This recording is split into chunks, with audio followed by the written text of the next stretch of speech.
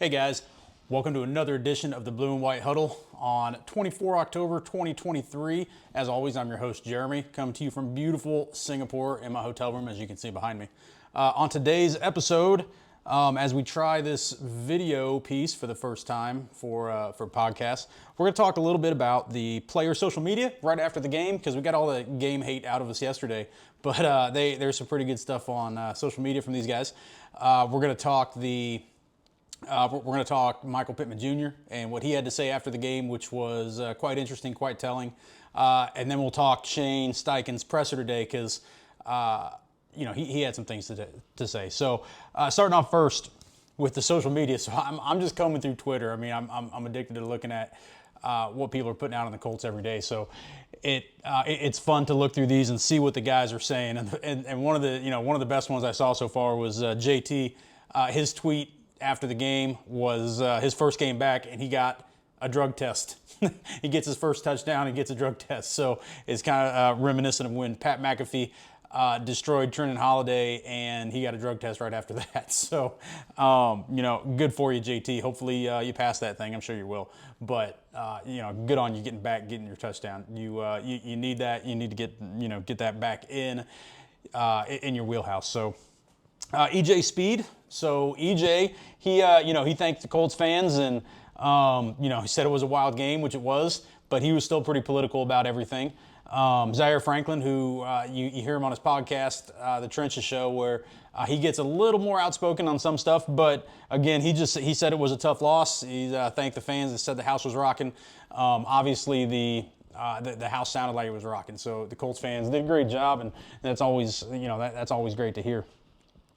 Kenny Moore was pretty telling. First off, he posts about how he couldn't keep his INT, but another team had one where they were allowed to keep it, where apparently it looked damn near the same. And then what I found the most telling was Kenny's tweet, or he retweeted Pat McAfee saying that the Colts got screwed and the added NFL officiating. I'm actually pretty surprised that the players don't get fined for saying some stuff like that on Twitter, or at least even reposting that. So, because I know they're pretty hardcore against saying anything bad about the refs or fines coming out. So I'm actually pretty intrigued that he's able to repost that or retweet that, and then see if I doubt fines will come out for that, obviously, but obviously what he thinks. So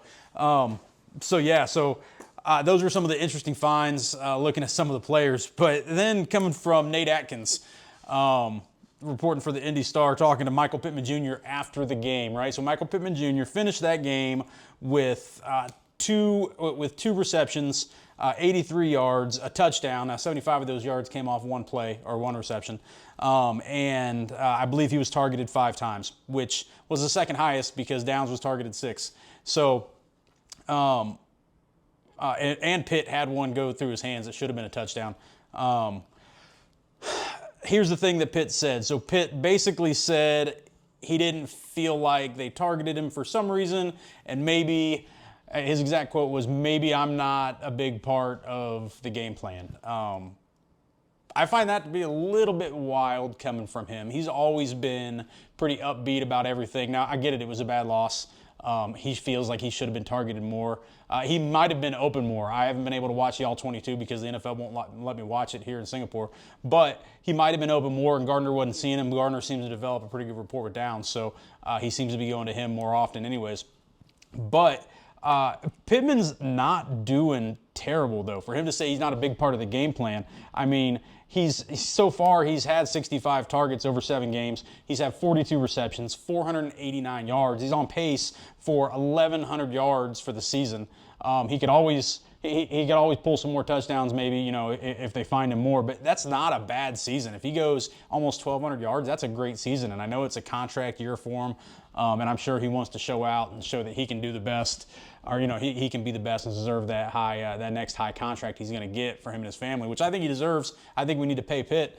I think he definitely is our number one receiver.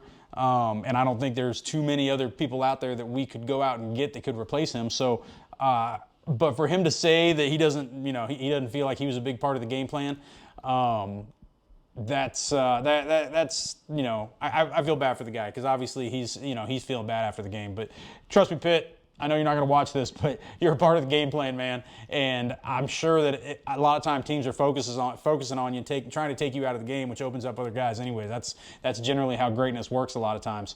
And then you connect on your shots when you get them, like you did with your 75-yard touchdown. It was a thing of beauty. And maybe that was the frustration with the taunting penalty, with the deuces. Maybe that's what it was. And hey man, I feel you, brother. But you had you had a good game, all right? Pittman had a good game. I'm acting like I'm talking to him right now. He had a good game. So for him to come out and say that is a little disheartening because you don't want the players ever feeling like they're not part of the game plan. So. But I think I think he rates up there. I think he's doing well, and I think we need to continue, running him until until the wheels fall off because he's a guy that he knows how to get open. He's got pretty sure hands for the most part. I mean, you throw something at him, he catches a lot of things that you think he shouldn't, like that Baltimore game where he came down, the guy's ripping his helmet off. I mean, and still came down with the catch. He's a great receiver. So I'm sure he'll be part of the game plan going forward, depending on what teams we're playing and what the secondaries look like. But that was a little interesting to hear him say that because he's always a pretty good personality guy. Like he's always high, upbeat whenever you hear him. And if you watch any of the videos, he's always upbeat. Like the Colts videos they put on during training camp and stuff. He's always upbeat. So. I don't know. Hopefully that doesn't carry over. Man, maybe it just makes him angry and he goes out and he drops 200 on somebody. That'd be great if Gardner could toss him the ball more often instead of fumbling it and having interceptions. But that's for a different day. All right, so Shane Steichen's press conference. So his press conference he had today, he talked injuries, didn't have any update on Juju Brents. Just said he's got the quad. He doesn't know more. He's going to tell her. He'll probably have an update on Wednesday. Eric Johnson had an ankle that popped up after the game, he said.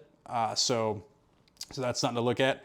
But it sounds like we got out of the game pretty healthy, which is awesome because, we're the cursed team right now with injuries. Hopefully practice doesn't bite anybody. Like I think it was Ryman maybe that got the concussion during practice. Or maybe it was Kelly. I don't even remember right now. But, guys turning ankles in practice and stuff. Hopefully that doesn't bite anybody this week and we can come into the Saints game pretty healthy. Another telling part on Shane Steichen's press conference was when they asked the question about Michael Pittman Jr. and what he had to say, after the game that we just talked about. And Shane Steichen, he backed up his player as he should, and he said that he reiterated that he's a big part of the game plan, which obviously he is. He's our number one receiver. And, he just said, hey, sometimes guys are going to get touches. Sometimes guys' numbers get called. Sometimes, it's just the way of the game and the game flow and the way it happens. Like I said for last week's Browns games. I mean, I thought Jonathan Taylor should have got those 3 touches from the end zone towards the end of the game instead of Zach Moss running into a brick wall there in the line. JT had the hot hand. He probably should have got those 3 touches, but sometimes that's just the game flow.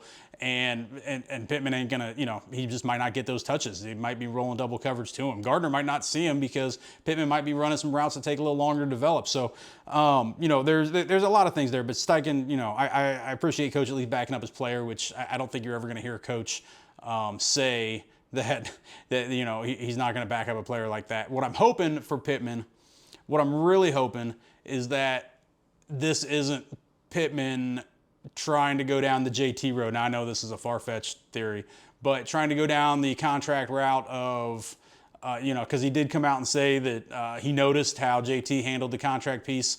And then specifically, everybody knows about JT's agent and how that guy, basically just acted like an absolute fool. So I'm hoping Pittman isn't maybe trying to go that same route by talking about getting more touches and trying to look better for his contract. It doesn't seem like that type of guy. I'm just trying to think why he would say some things like that. The only thing I can come up with is he's disappointed, and I feel bad for him. I wish him the best. But yeah, so Shane, backed up him, which is great. And then the best part of the press conference, so obviously all these coach press conferences, right? The coaches generally give the politically correct answer. They toe the company line, and so did great, and everything. The problems are always on me, and it's not. We'll work on that in practice. There's not a whole lot of telling things that come out of these press conferences a lot of times. One of the reporters, here, I'll let you listen to it. Yeah. Coach, you touched on it, but when you go back and evaluate game tape, how hard are you on yourself? One of these reporters, what do you mean? How are you going to ask? How are you going to use your question to ask the coach? How do you evaluate yourself after the game? Are you pretty hard on you? Of course, the coach is hard on himself. Why? What do you expect him to say? Nah, man, I don't watch the game film after. I kind of blow it off and then I just come up with a game plan. What sounds right? Come on, why? You guys, the reporters have access to be able to ask all kinds of wild questions, and especially the one reporter that asked the questions about the Colts submitting the penalties to the NFL. He even got Shane Steichen to smile a little bit because Shane Steichen knew what he was getting at. You've got an opportunity to ask some good questions, and you ask a question. How do you grade yourself after a football game? Do you watch the film? Come on, man. That's not that's kind of a guard. You're gonna have a tweet that says, "Oh, coach watches film after game to see where he went wrong." I can't understand why that guy's a reporter, but whatever. Anyways, I thought that was the most ridiculous thing of the entire press conference. You only got 6 minutes, and these guys get one, maybe two questions each, and that's how you use your time to ask that question. Let's ask about how Shaq's doing coming back. Let's ask, they did ask a little bit about JT and his touches and how he got 18 and Zach got 18. But some harder hitting questions. How's the defense doing without Grove? How do you expect to replace Grove? What's your plan for that? There's better questions that can be asked than how do you grade yourself after this football game? Do you go back and watch the tape? Anyways, so that's what I got. This is a little bit shorter one today. Sorry for the bad lighting, obviously, but I appreciate you guys checking out my video here. I appreciate you guys tuning in and listening to me. Like I said, I'm a fan. I just like watching Colts and talking Colts, and hopefully, I can connect with fans and we can talk more Colts because that's really what I like doing. But I appreciate y'all coming, and you check me out. Spotify and Apple Podcasts right now is where I've got them at, and y'all have a fantastic day. I know I will.